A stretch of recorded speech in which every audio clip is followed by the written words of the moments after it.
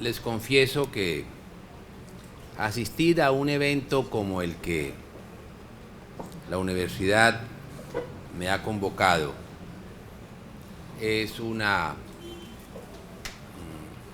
obligación, porque no nos olvidemos que la Procuraduría tiene una doble condición.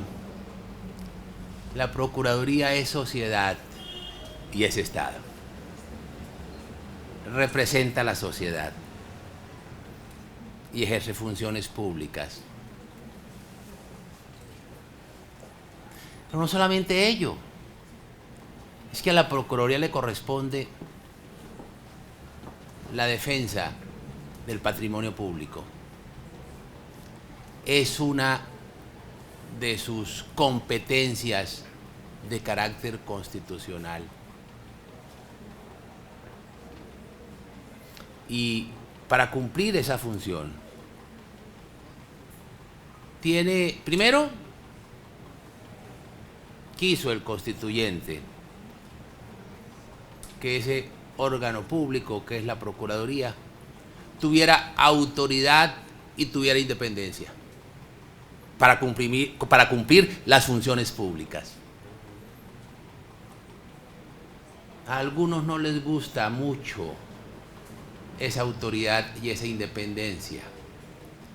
Prefieren que la Procuraduría hubiese seguido ejerciendo las funciones que ejercía en la Constitución del 86, porque en la Constitución del 86 el Ministerio Público y la Procuraduría como cabeza de se ejercía bajo la suprema dirección del gobierno. Quiso el constituyente del 91 darle mejores dientes para cumplir esas funciones. Y tiene varias misiones. Una, la disciplinaria, que no es directamente lo que nos corresponde hoy respecto a la venta de Isagen. Otras funciones de intervención judicial, que es la que tampoco nos corresponde, por lo menos directamente, y en cuanto al tema que nos han convocado. Pero tiene otra, que es la función preventiva, la función de acompañar. Lo preventivo, en últimas, es recordar el deber, recordar las obligaciones que tienen, advertir, señalar. Y allí nosotros no podemos ni administrar ni coadministrar. No es nuestra función, eso le corresponde a los alcaldes, a los gobernadores, a los ministros, al presidente, a los gerentes. Ellos administran, ellos toman las decisiones. Pero nosotros nos corresponde hacer advertencias, señalar riesgos en orden a la defensa del patrimonio público, de los derechos colectivos, del interés general.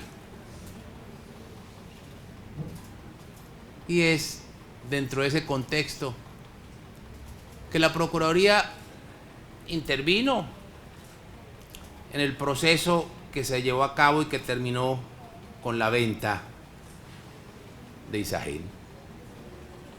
Intervinimos en lo judicial, en los procesos judiciales, en las acciones populares, en las acciones de nulidad que se plantearon ante los jueces contenciosos administrativos,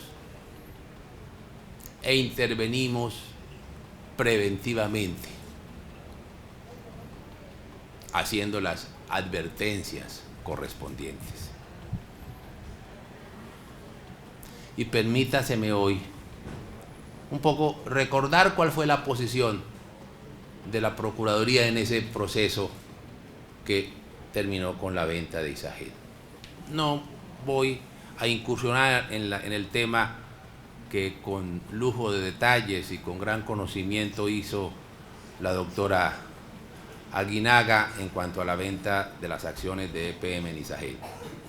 son temas que están en trámite y que seguramente la Procuraduría va a intervenir o intervino en los aspectos preventivos, pero me referiré al tema de la venta de Isagen. ¿Qué dijimos? ¿Por qué dijimos? ¿Cómo lo dijimos? ¿Cuáles fueron las advertencias? Pero me voy a tomar una licencia. Y la licencia es enmarcarla, contextualizar la venta de Isagen dentro de la crisis del racionamiento eléctrico que se nos avecina. Porque ese es el contexto y no puedo abordar como un compartimento estanco, como algo aislado, el tema de la venta de Isagen sin observar el contexto en el cual hoy estamos abocados.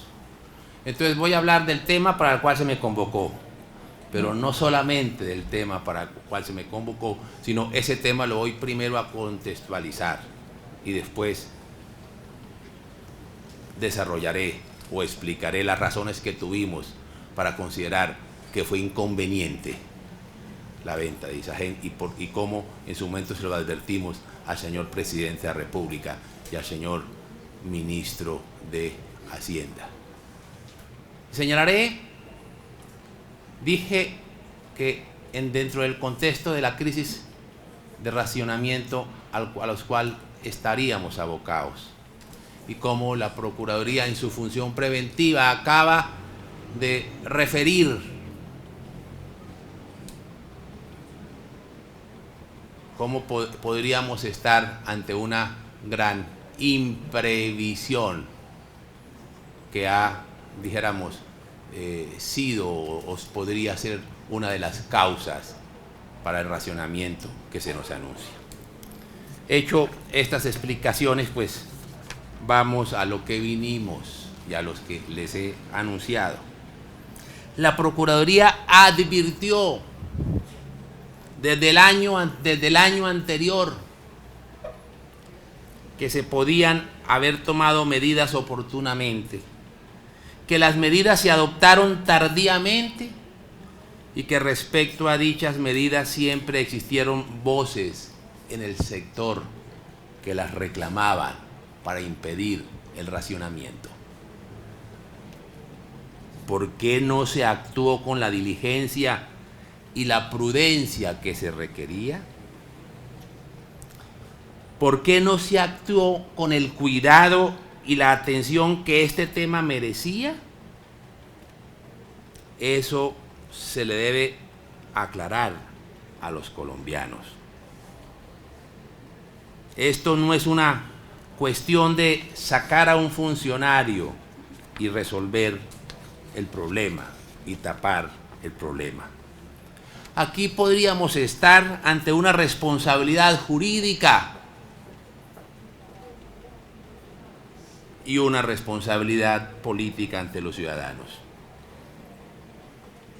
¿Por qué lo afirmo en forma tan categórica? Hemos establecido como Procuraduría que, no obstante ser el mercado de gas natural muy pequeño y concentrado, desde el año 2000 ha mostrado señales de decrecimiento, lo que ha ocasionado que no pueda atender la demanda en épocas de estrechez causados por fenómenos como el del Niño. Esto no es nuevo. Hace años está claro que existe déficit de gas para atender las necesidades vinculadas al fenómeno del Niño. La Procuraduría estableció que existía información suficiente en estudios públicos de reconocidos expertos que permitió concluir hace ya tiempo que la oferta de gas no sería suficiente para atender el mercado que demandan los generadores. Aún más, esos estudios advirtieron que en condiciones hidrológicas críticas, como las que vivimos en la hora de ahora, la situación se agravaría porque se haría necesario priorizar entre los sectores que requieren el suministro. ¿Por qué vienen a decir ahora que la crisis tiene que ver con factores imprevisibles? En el 2011, por ejemplo, un informe de Fedesarrollo señaló, comillas, en la actualidad, el abastecimiento de gas no puede satisfacer la demanda en situaciones estables, como la punta de demanda de un niño. Si en situaciones de contingencia en las redes de transporte o de suministro, en la jerga del sector eléctrico, el sector de gas tiene un problema de suficiencia y de seguridad. Se dijo en el 2011. Y agrega el informe: después del Niño 2009-2010, la fecha de faltantes de suministro se acerca un poco más. El estudio de la UPOME de finales del 2010, el plan de abastecimiento para el suministro y transporte de gas natural, ya ve faltantes en el 2015. Y en el último balance realizado por la CREG, el plazo se acerca aún más y no habrá suficiente disponibilidad para atender toda la demanda de gas en el 2014. Puede pensarse que un niño en el año 2013 sigue el informe. Es poco probable, pero la confiabilidad del mercado eléctrico no se plantea año a año, sino con la suficiente antelación para que en cualquier año haya suficiente energía firme y su combustible para abastecer la demanda punta de gas, que es en Colombia la demanda térmica a lo largo de un niño. Claramente, la capacidad de producción existente no da garantías de suministro de la demanda en condiciones críticas a 2 años vista. Lo dijeron en el 13. ¿Cuáles hechos imprevisibles? Si está todo previsto. Lo que afecta a las expectativas de precios de contratos de suministro de energía eléctrica a largo plazo ante la posibilidad de una restricción de la oferta disponible y o la generación con base en combustibles líquidos. Para la Procuraduría, estos estudios concluyen que por tratarse de un mercado de competencia imperfecta, por hallarse en declive la producción y por el bajo nivel de nuevos hallazgos, junto con lo poco representativo del mercado, los productores y comercializadores no pueden garantizar la atención de la demanda durante la época de estacionalidad. Para el Ministerio Público, después de hacer una revisión juiciosa de antecedentes, se podría evidenciar que la condición de imposibilidad de que los productores de gas atiendan la demanda en los periodos de estrés podría ser una situación propia del mercado y no un fenómeno extraordinario y totalmente imprevisto, como lo han expuesto algunas autoridades energéticas. Ante la imposibilidad de que los productores de gas atiendan la demanda en época de crisis, tal como afirmó Andesco en su estudio de 2008, comillas, propuesta de soluciones estructurales a la problemática actual del sector del gas natural en Colombia. Se requiere con urgencia contar con nuevas reservas de gas natural, bien por la incorporación de nuevos hallazgos o por importaciones de Venezuela o a través de plantas de regasificación. Idéntico planteamiento se expone en el informe de Fedesarrollo en lo referente a la importación de gas o a la construcción de plantas de regasificación. Aún más, señores, no es factible negar que se conocía el grave riesgo de crisis energética que enfrentábamos. Se conocía plenamente. Cuando el propio Consejo Nacional de Operación, en una respuesta a la Procuraduría en el año 2012, hace 4 años, reconoció que el mercado para esa fecha tenía preocupación, comillas, frente a los estudios que demuestran los beneficios de contar con gas natural importado para los casos de eventos de sequía extrema. El Ministerio Público considera que es de particular importancia lo consignado en el Plan de Abastecimiento para el Suministro de Gas, versión 2010, elaborado por el Ministerio, donde quedó plasmado que de producirse un fenómeno del Niño en el 2013, se hace necesaria la disponibilidad de gas importado regasificado. Esta necesidad se podría postergar hasta el 2015. De no presentarse el fenómeno del Niño, sin embargo, se recomienda que se tomen las medidas necesarias para poder contar con dicha capacidad de regasificación a partir del 2013 y a más tardar a partir del 2014 para evitar un racionamiento de presentarse el fenómeno del Niño. ¿Hubo imprevisión? Se pregunta la Procuraduría. Eso es lo que se deberá determinar. ¿Por qué el gobierno cambió en 2011 de prioridades respecto a lo que ya se sabía desembocaría en un posible racionamiento? La Procuraduría encontró que el informe de Fedesarrollo registra que el Gobierno Nacional, a través del decreto 2730 del 2010, ordenó al Ministerio de Minas y Energía realizar una evaluación sobre la conveniencia de instalar una planta de regasificación para abastecer plenamente la demanda del país y estableció pautas para que las plantas a gas se respaldaran con gas flexible. Este decreto fue sustituido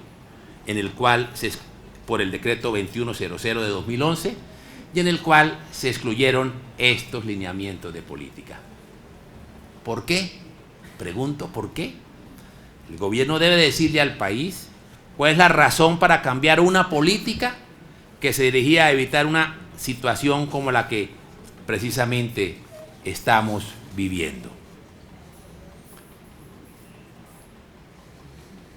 ¿Por qué se cambió una política pública que contenía medidas dirigidas a evitar un nuevo apagón? Eso no se soluciona con cambiar un funcionario. ¿Por qué? ¿Por qué el gobierno no atendió las múltiples solicitudes en el sector para prevenir un problema como el que estamos a punto de enfrentar? Un apagón de energía es un apagón de la economía. El aparato productivo nacional sufrirá grandes pérdidas con un apagón y aún así hay quienes quieren imponer más impuestos. La creación de empleo se va a afectar con el apagón, incluso mantener los actuales empleos de algunos sectores de la economía puede tener dificultades. ¿Por qué no se tomaron las medidas a tiempo? No se trataban de cuestiones imprevisibles. Lo que encontró la Procuraduría fue todo lo contrario. No se diga que es una cuestión del azar. En este complejo contexto, el gobierno nacional vende Isagel.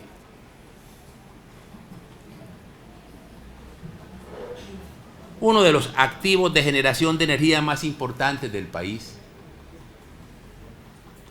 Empresa que tenía participación mayoritaria del Estado colombiano. En su momento,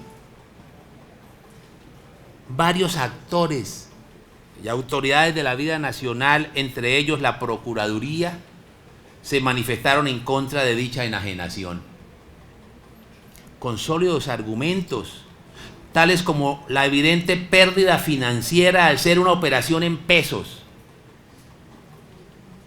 que al tipo de cambio actual significan una menor cantidad de dólares frente a los previstos en las fechas iniciales en que se hicieron los cálculos. Además, se habló de inconveniencia de entregar a terceros internacionales un activo estratégico para el país. Es una pérdida del control de la sostenibilidad y de la soberanía energética. Una pérdida de parte del mercado de energía en la que el Estado colombiano tenía un control natural a través de esta empresa. Se indicó también que destinar los recursos de la venta para construir el sistema de carretera de doble calzada llamado 4G dejaba a largo plazo la recuperación de la rentabilidad económica y social de los mismos. La venta de la participación del Estado en esta empresa fue altamente inconveniente y generó pérdidas importantes más allá de los puramente financieras, que son las que se observan a corto plazo. En el caso de Isagen, no se trataba únicamente de decidir si se estaba vendiendo en un buen precio o si el Estado requería los recursos de la venta para apalancar proyectos importantes, como los relativos al desarrollo vial nacional. Prescindir de este activo no solo priva a la nación de los dividendos probables, percibidos presentes y futuros, que antes formaban parte del presupuesto general de cada año, cerca de 600.000 millones, entiendo. Es muchísimo más que esto. Se trata de entregar a particulares el más importante activo estratégico requerido para garantizar el equilibrio y la sostenibilidad del modelo energético. Sin equilibrio energético no hay crecimiento económico ni sostenibilidad del modelo de desarrollo. Tal como lo plantea la misma empresa en su página web institucional, leo lo que se dice en la página web, abro comillas: con la operación de 7 centrales de generación de energía ubicadas en los departamentos de Antioquia, Tolima, Santander y Caldas, tenemos una capacidad instalada total de 3.032 megavatios, distribuidos en 2.732 megavatios hidráulicos y 300 térmicos. Nos ubicamos así como la tercera generadora más grande de Colombia, lo cual nos consolida como agente fundamental en el desarrollo de la industria de energía del país. Nuestra principal fuente de generación es la hidroelectricidad y contamos con 2 tipos de centrales, con embalse o agua almacenada y a filo de agua aprovechando el caudal de un río. También tenemos generación térmica para un proceso de producción de energía. Eso era lo que se dice en la página web de Isagen. Pues bien, todo eso es lo que perdimos los colombianos al transferir a particulares la participación mayoritaria de la nación en tan importante compañía. Las centrales de generación con que cuenta Isagen son las siguientes: Central Hidroeléctrica de San Carlos en Antioquia, Central Hidroeléctrica Sogamoso en Santander, Central Hidroeléctrica Miel 1 en Caldas, Central Hidroeléctrica Jaguas en Antioquia, Central Hidroeléctrica Río Amoyá La Esperanza, Tolima, Central Hidroeléctrica Calderas, Antioquia, Central Termocentro, Santander. En el 2015, la empresa generó 12.821 gigavatios de energía, con un crecimiento del 21% con respecto al año anterior. Por la entrada en operación de la central hidroeléctrica Sogamoso, según el informe financiero producido por la misma compañía, las ganancias antes de intereses, impuestos, depreciación y amortización, lo que se conoce como EBITDA, del 2015 ascendió a 1.1 billones, con un incremento del 57% respecto del año inmediatamente anterior. De la calificación de Fitch Ratings para el 2015 relativa a Isagen, en la cual se renovó la calificación AAA dentro de Colombia, podemos extractar los siguientes enunciados. Isagen tiene calificación del riesgo emitida por Fitch Ratings, Moody's, Standard & Poor's, las 3 más importantes calificadoras internacionales. sólida posición competitiva. Las calificaciones de Isagen están soportadas en la sólida posición competitiva en el mercado de generación eléctrica de Colombia, su robusto portafolio de activos de generación localizados en el país y el bajo costo marginal de su operación. Durante 2014, la empresa concentró el 19.2% de la capacidad instalada en Colombia y registró el 16.5% de la generación acumulada en el país.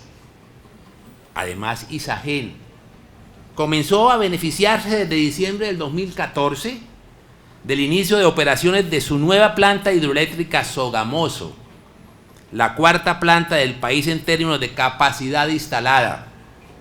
Las calificaciones también consideran la exposición moderada de la empresa a riesgos hidrológicos y regulatorios. Incremento esperado en la generación operativa luego del inicio de operaciones de Hidrosogamoso. La capacidad instalada acumulada de Isagen se incrementó en 820 megavatios hasta 3.032 megavatios. Se espera que la empresa pueda alcanzar una generación propia alrededor de 15.000 gigavatios hora en los próximos años, mientras que registró 16.609 gigavatios al cierre de 2014. Fitch espera que la empresa incremente su margen de ganancias antes de intereses, impuestos, depreciación y amortización, EBITDA, dentro del rango de 40 a 45%, debido a la incorporación de un nuevo activo de generación con bajos costos marginales y la reducción de los gastos asociados al proyecto. Como queda claro de estas cifras y conceptos enunciados, solo en lo relativo al precio pagado por la participación del Estado colombiano se puede colegir que sí hay una pérdida patrimonial grandísima por la diferencia entre el valor recibido por la venta de las acciones propiedad de la nación y la proyección de los ingresos futuros con tan importante perspectiva como la proyectaba por las calificadoras internacionales de riesgo. Pero las pérdidas son muchísimo mayores de lo que los cálculos financieros arrojan. Por un lado, como ya se indicó, perder el control de la sostenibilidad del sistema entregó el crecimiento futuro a la oferta de energía por parte de esta empresa al libre arbitrio de particulares, que aumentarán o no su capacidad de generación con base en la sola rentabilidad económica.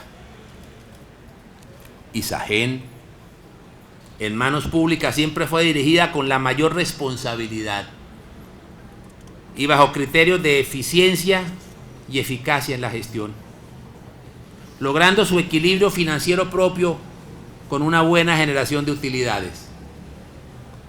Pero a la par de ello, si no hubiese sido pública su propiedad, otros serían los análisis que habrían hecho sus accionistas privados para recoger proyectos que ya en funcionamiento no estaban generando recursos para su propia subsistencia, como es el caso de la adquisición del proyecto Miel 1, o realizar importantes inversiones en una colosal hidroeléctrica como terminó siendo Hidrosogamoso. Proyecto este que sin el concurso de tan importante empresa hoy no existiría en Colombia. En ambos casos, la intervención de Isagen fue crucial para lograr el equilibrio financiero y la factibilidad económica de los proyectos mencionados. Por otro lado, los proyectos hidroeléctricos en manos de Isagen constituyen, a su vez, una importantísima reserva ecológica, ambiental, piscícola, turística, etc. Las represas que fueron creadas artificialmente para gestionar la generación de energía hídrica antes podrían considerarse en manos de un ente con participación mayoritariamente estatal.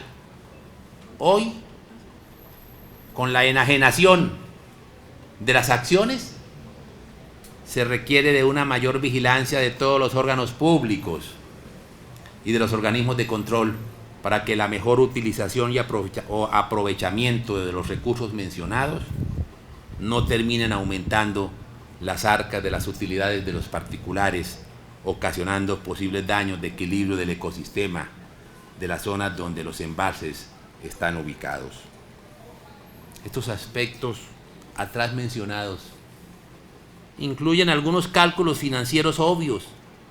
Hicieron que en enero del 2016 el Procurador General de la Nación advirtiera en carta al señor Presidente de la República que la venta de la participación de la Nación en Isagen era inconveniente y señalaba la posible vulneración del ordenamiento jurídico si ésta llegara a consumarse, como en efecto se consumó.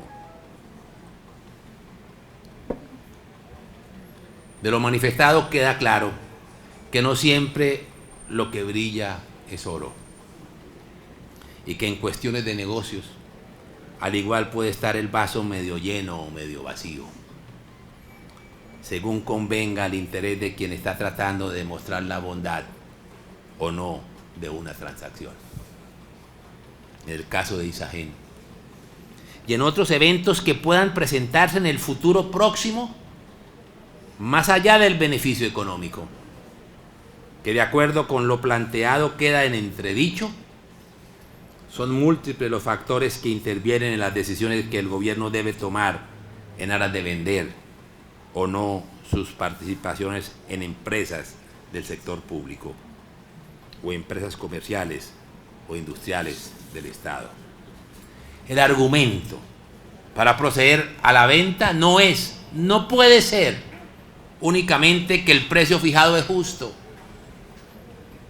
que los recursos obtenidos se van a utilizar en obras prioritarias, que todos los gobiernos en el pasado han privatizado, que el gobierno piensa que es mejor entregar los activos productivos a particulares y beneficiarse de ellos a través del precio de venta en impuestos futuros.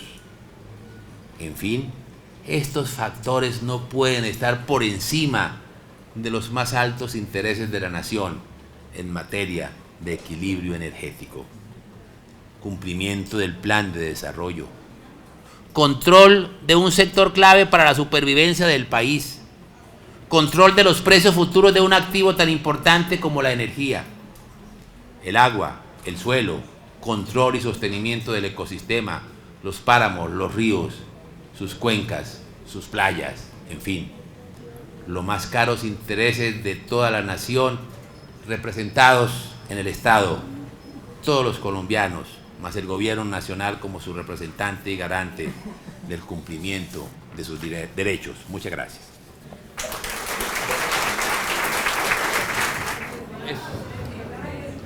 Es una muy buena pregunta. Precisamente, la Procuraduría